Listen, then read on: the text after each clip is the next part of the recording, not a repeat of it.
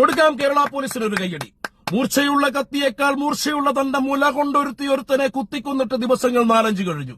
ഇത്ര ദിവസവും മൂഞ്ചി തൊലിഞ്ഞു കഴിഞ്ഞ പോലീസ് അവരെ അറസ്റ്റ് ചെയ്തിരിക്കുന്നു. കൊന്നത് പെണ്ണായതുകൊണ്ടാവാം പോലീസിന്റെ ശുഷ്കാന്തി അത്രയങ്ങ് പൊങ്ങാത്തത് എന്ന് കരുതി ജനം വിഷമിച്ചിരിക്കുകയായിരുന്നു. ഒരുത്തനെ പൊക്കണമെങ്കിൽ അവന്റെ അമ്മയുടെ ഗർഭപാത്രത്തിൽ ചെന്ന് നമ്മുടെ കേരള പോലീസ് അവനെ പൊക്കിയിരിക്കുമോനെ. അതാണ് നാം ഇപ്പോൾ കാണുന്നത്.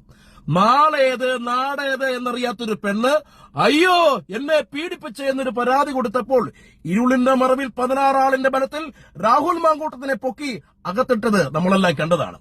കുരിശേറിയ ക്രിസ്തു 3-ാം നാൾ ഉയർത്തെഴുന്നേറ്റ പോലെ കൊടുക്കൽ വാങ്ങലുകൾ കഴിഞ്ഞ് 3-ാം കൊല്ലം പീഡന പരാതിയുമായി പെണ്ണുങ്ങൾ ഉയർത്തെഴുന്നേറ്റ് വരുന്ന കാലമാണിത്.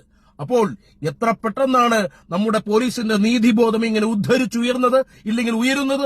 അത്ര വേഗം ഉണർന്നില്ലെങ്കിലും ഒരു പാതി ഉണർവിൽ ആ പെണ്ണിനെ നമ്മുടെ കേരള പോലീസ് പിടിച്ചിരിക്കുന്നു.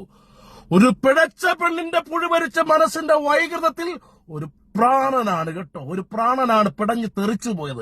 റീച്ചിന്റെ പൊങ്ങച്ചത്തിനായി പൂരപ്പറമ്പിലെ ആൾക്കൂട്ടത്തിന് നടുവിലിരുന്ന് തുണിമുക്കി മുള്ളാൻ പോലും ഈ കഴിവറിഞ്ഞപ്പോൾ മടിക്കാത്ത ഒരുത്തിയാണ്.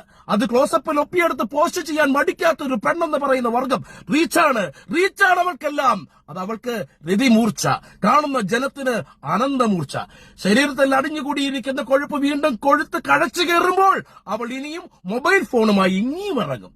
കെണിവെച്ചേതെങ്കിലും ഒരു ആണിനെ, പാവപ്പെട്ടവനെ വീഴ്ത്തും. അവൻ ഇങ്ങനെ കെട്ടിത്തുങ്ങിച്ചാവും. ഇനിയൊരു ദുരന്തമുണ്ടാവുന്നതിന് മുമ്പേ നമ്മുടെ ഏമാന്മാരുടെ ഉദ്ധാരണം പറഞ്ഞ ശുഷ്കാന്തി ഉണർന്നിട്ട് അവളെ പിടികൂടിയിരിക്കുന്നു. സന്തോഷമായി പോലീസെ. മുഖം മറച്ചാണെങ്കിലും പ്രൈവറ്റ് കാറിലാണെങ്കിലും അവളെ നാട്ടുകാരിൽ നിന്ന് മറച്ചു പിടിക്കാൻ ശ്രമിച്ചിട്ടാണെങ്കിലും നിങ്ങൾ അവരെ പിടിച്ചല്ലോ, നന്ദിയുണ്ട്. ആണായി പിറന്നവനെന്ന ആ പഴയ ഹുങ്കക്കയം ഉപേക്ഷിച്ചു.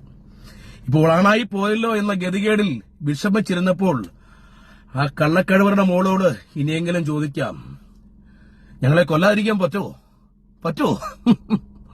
ഓണമില്ലേടി നാറി.